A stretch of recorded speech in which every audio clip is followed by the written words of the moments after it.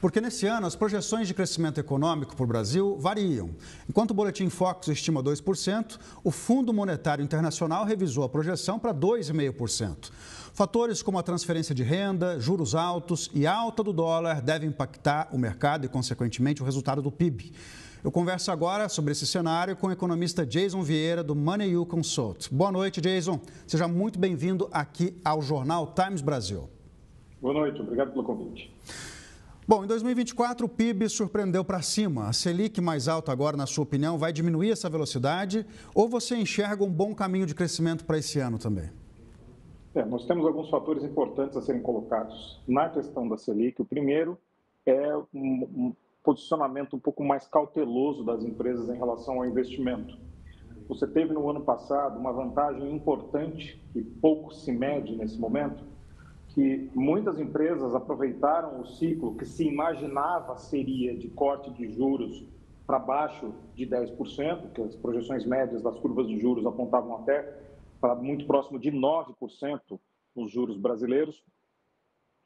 Nós aqui já achávamos que isso daí tinha uma certa ilusão, digamos, no meio do caminho, porque contava com toda a questão fiscal. Mas ainda assim, a questão fiscal, ela colocou, como vocês citaram aí, uma pedra nessa perspectiva de cortes de juros, a partir do momento que o governo se colocou como impossibilitado de cumprir com as metas que ele mesmo criou em menos de um ano. Ou seja, foram 9 meses somente em que foram adotadas as metas e, a partir daí, efetivamente, nós vimos aquele resultado que abalou completamente o mercado brasileiro, a confiança dos investidores locais e a confiança dos investidores estrangeiros.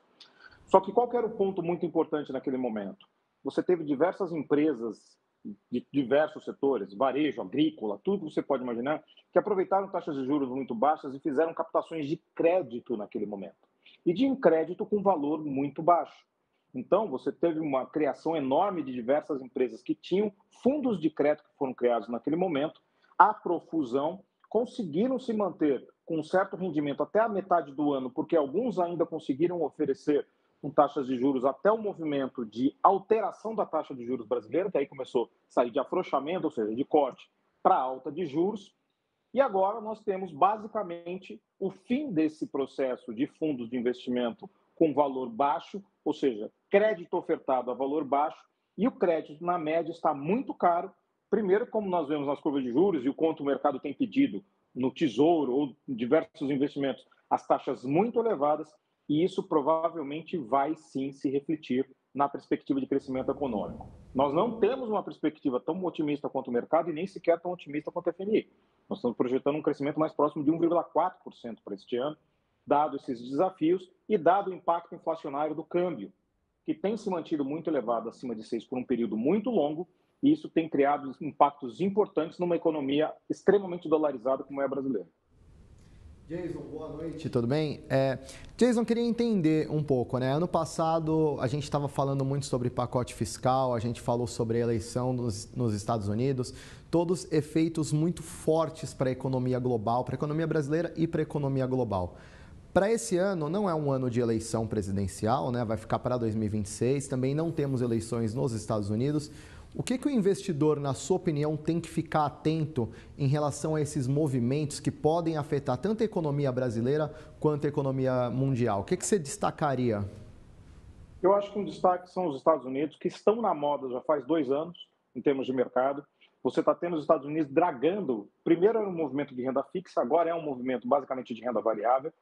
Você tem os Estados Unidos dragando o investimento mundial. Não é só do Brasil que está saindo investimento, com exceção de alguns países ano passado, como, por exemplo, a Argentina, que recebeu uma massa muito grande de investimentos, inclusive investimentos retirados do Brasil e sendo mandados para a Argentina, o restante dos países, como, por exemplo, países europeus, tem sofrido bastante com a saída de investimentos daqueles países para os Estados Unidos. Os Estados Unidos está disputando investimentos mundiais com o Japão e com mais alguns países emergentes, mas com a eleição de Donald Trump, provavelmente esse movimento pode se acelerar, especialmente empresas conectadas à questão de inteligência artificial e hardware.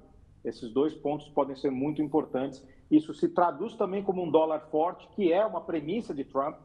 Trump entende que um dólar forte é muito importante para a economia americana, que também afeta a economia mundial e questões inflacionárias, mas, ao mesmo tempo, a própria inflação americana já se tem uma perspectiva de um processo mais aliviado.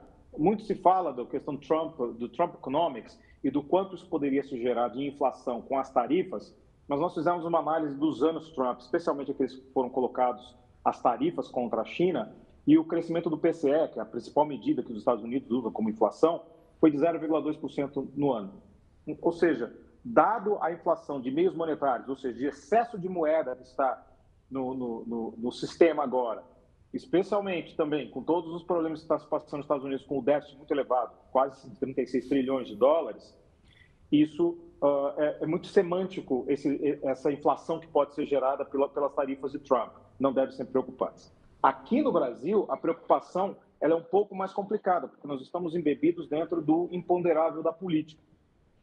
Porque o cenário atual, o governo está ultra dependente do Congresso, você tem um elemento dentro do judiciário que está atacando o Congresso, que é visto como um elemento do governo, que é o Dino. Ainda que exista muitos movimentos positivos que são feitos pelo Dino ali, especialmente em relação à questão das emendas e do trato dos recursos públicos, ao mesmo tempo existe uma falta de sapiência política no movimento, sabendo que o governo está ultradependente do Congresso nesse momento. E, combinando isso com um dólar elevado, com a possibilidade de manutenção de uma inflação alta no Brasil e a ausência do investidor estrangeiro, que já saiu em massa em 2024, e o restante pode ser que continue a sair em 2025 por diversos fatores, entre eles a questão nos Estados Unidos, pode ser um ano difícil para o Brasil, porque nós temos um crescimento econômico que ele foi muito baseado na injeção fiscal, muito baseado na injeção de recursos por parte do governo, e isso também deve acabar esse ano. Uma parcela significativa dessa injeção deve ser reduzida esse ano, não só pelo próprio pacote de gastos, mas por conta de gastos que eram previstos para serem terminados esse ano. E daí, talvez, a grande preocupação do governo nesse ano de não ter recursos para manter a coisa rodando. Ô Jason, você falou agora há pouco das barreiras tarifárias dos Estados Unidos para a China. Parece que a guerra comercial entre os dois países está entrando num novo capítulo aí, com o Trump voltando ao poder. De que maneira você acha que isso pode influenciar o Brasil? Porque a China, a gente vê que já não estava crescendo na mesma velocidade, e a China, quando cresce, é bom para o Brasil, porque o Brasil vende mais matéria-prima para lá, né? Nós estamos num problema, porque a China já está com um problema grave interno já há alguns anos. Óbvio, como tudo na China, nós dizíamos no passado, quando saiu um indicador econômico na China, não dava para nós, economistas e analistas, duvidarmos. A gente tinha que simplesmente aceitar, porque era o que a China dizia. E a China ela tem essa característica de esconder muita coisa.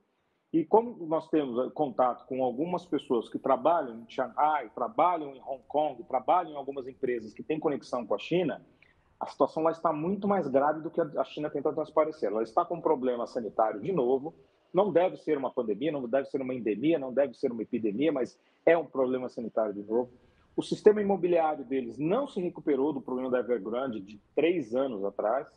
Ainda está com um problema no setor imobiliário muito grave, que não foi resolvido, está meio que sendo jogado para debaixo do tapete.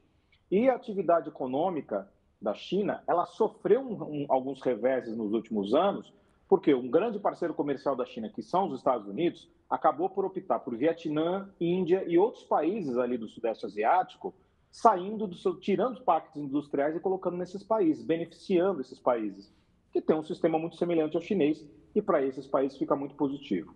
Eu acho que talvez o que tenha que se chamar a atenção para 2025 sejam questões mais macro e não no senso econômico.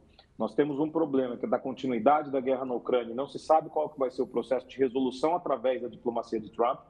Nós ainda temos o problema relacionado à questão de Israel, que ainda está em aberto, apesar de que o Hamas já está batendo desespero, já estão tentando pedir um acordo de paz, mas eles estão com o problema que eles não sabem onde está parte dos reféns.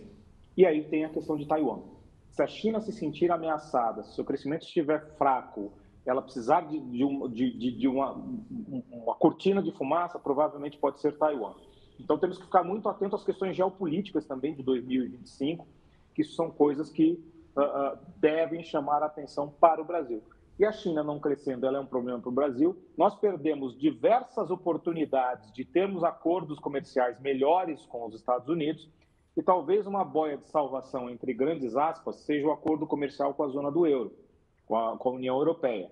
Porém, a própria Europa também não está crescendo muito, está passando por uma série de problemas e talvez neste momento não seja o melhor parceiro. Tá certo. Eu conversei com o economista Jason Vieira da Money Consult. Jason, obrigado e boa noite. Obrigado, até a próxima.